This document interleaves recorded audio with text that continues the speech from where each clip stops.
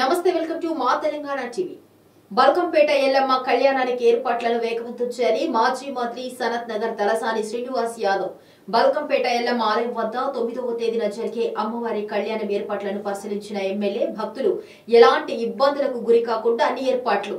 ప్రతి ఏటా అమ్మవారి కళ్యాణానికి లక్షలాది మంది భక్తులు వస్తారు. తెలంగాణ రాష్ట్రం ఏర్పడిన తర్వాత ఆలయం వద్ద అనేక అభివృద్ధి పనులు చేపట్టారు. వాళ్ళకి ఎటువంటి ఆటంకాలు లేకుండా, ఇబ్బందులు లేకుండా అన్ని డిపార్ట్మెంట్ల సహకారం, ప్రధానంగా ఎండోన్మెంట్, పోలీస్ డిపార్ట్మెంట్ అనేది చాలా ప్రధానమైనటువంటి భూమిక పోషిస్తుంది.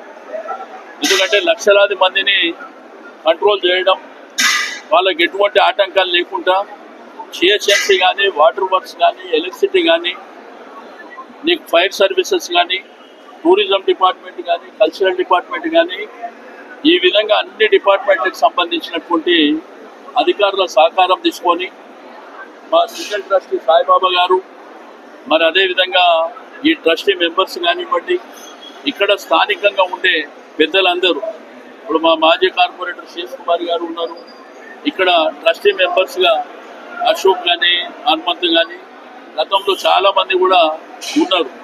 సరే, నూతనంగా ఎవరు వచ్చినా కానీ సంపూర్ణమైనటువంటి సహకారం అందరినీ తీసుకొని భక్తులకు ఎటువంటి ఇబ్బందులు, ప్రజలకు ఎటువంటి ఇబ్బందులు లేకుండా ఇది రాజకీయాలకు అతీతంగా జరిగేటువంటి కళ్యాణం. అమ్మవారి భక్తులు దండోపదండాలుగా లక్షలాదిగా ఈ ప్రాంతానికి వస్తారు కాబట్టి వాళ్ళకి ఎటువంటి ఆటంకాలు లేకుండా, ఇబ్బందులు లేకుండా అన్ని బ్రహ్మాండంగా జరగాలి. అన్నదానం చేసే వాళ్ళు కూడా కొన్ని లక్షలాది మందికి ఇక్కడ స్థానికంగా ఉండే వ్యాపారస్తులు భోజనం పెట్టే కార్యక్రమం. ఇక్కడ చాలామంది వాళ్ళు సొంతంగా వాళ్ళకు